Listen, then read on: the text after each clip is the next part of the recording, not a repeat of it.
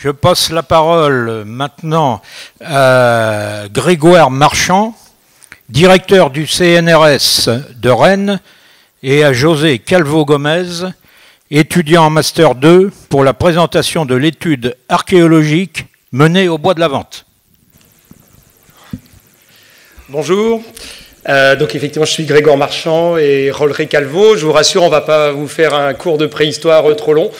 On venait d'abord pour remercier la Fédération de chasse et remercier le bureau de nous avoir permis de mener une expérience scientifique dont nous avions besoin. Et Rolleré va vous expliquer un peu plus en détail les questions, enfin la manière dont on a procédé. En fait, ce sont des questions. On travaille, nous, dans mon équipe, sur les peuples de chasseurs, cueilleurs préhistoriques, hein, avant le début de l'agriculture, avant 5000, avant Jésus-Christ.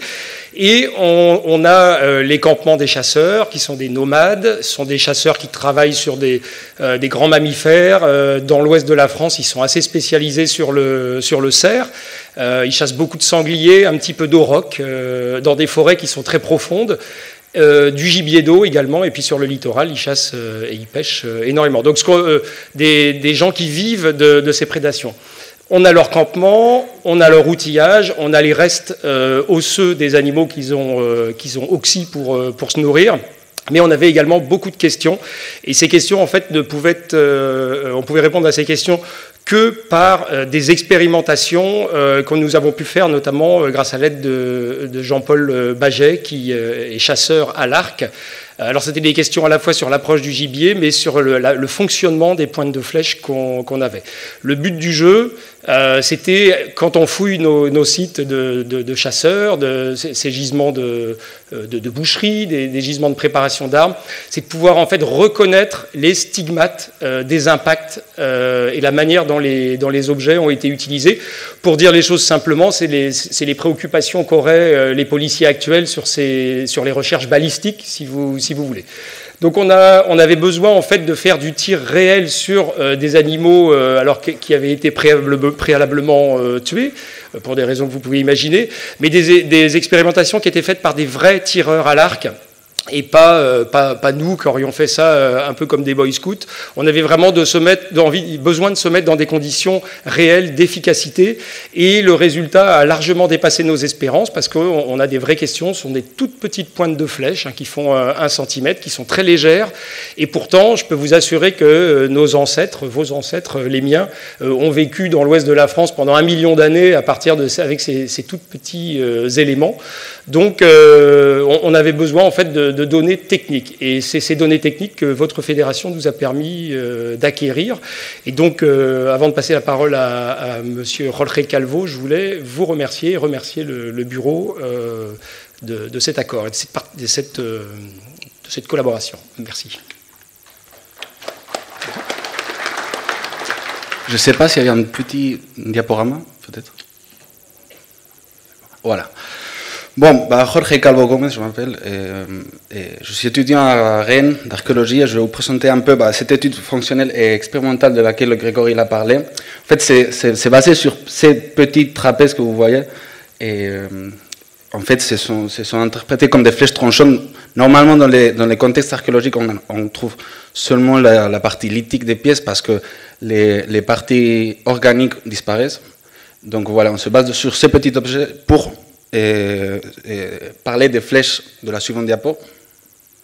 Voilà, ces flèches que vous voyez là à droite, on les appelle tranchantes par rapport à leur finition, qu'elles ne sont pas perçantes donc, et voilà, qu'on a trouvé dans beaucoup de contextes humides du nord de l'Europe, et que autant aussi dans des ossements, soit humains, soit animaux fichés, et aussi dans quelques représentations artistiques comme les stèles de Garvinis au golfe de Morbihan. Donc voilà, en fait, on a eu pas trop, les archéologues, on a eu rarement eu de doutes par rapport à ces flèches, même si pour beaucoup de chasseurs à l'arc actuel, ça peut poser vraiment un problème balistique et très évident. Mais voilà, on s'est basé sur cette découverte pour parler des flèches tranchantes. Mais bon, quand même, on discute entre les archéologues sur quel type de gibier pourrait être utilisé cette flèche, parce que beaucoup des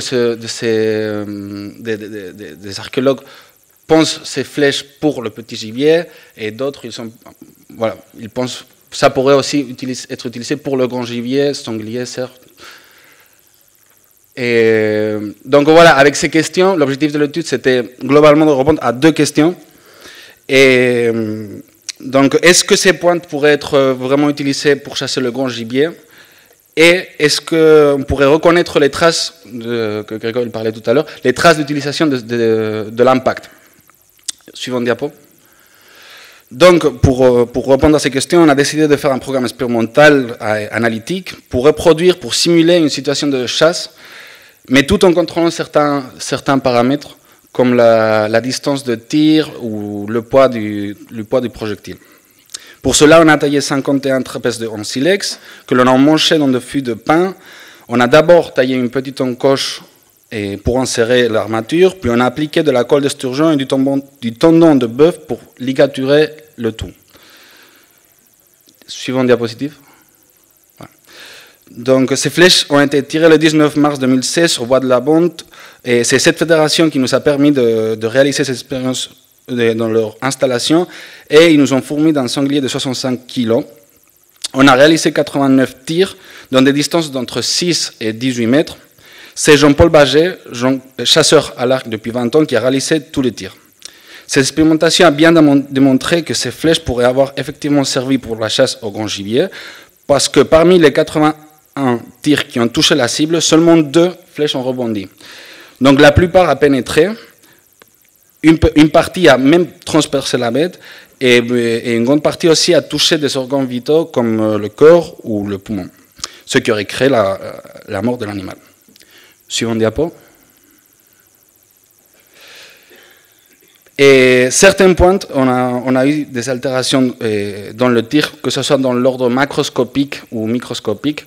Les 2 images à gauche que vous voyez, c'est des images faites au microscope. Donc en fait, c'est des petites stries qu'on appelle, qui se créent lors de l'impact. Et en fait, ces altérations qui ont été faites lors de l'expérimentation peuvent nous permettre de comparer ces fractures expérimentales avec les fractures archéologiques et pouvoir en tirer des conclusions et donc arriver à avoir des notions plus claires de la chasse en mésolithique et durant la préhistoire. Suivant diapo.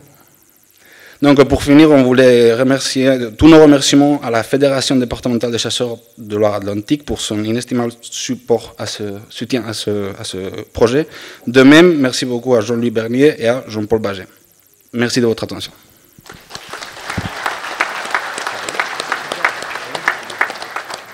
C'était la première présentation à l'oral de M. Calvo devant autant de personnes.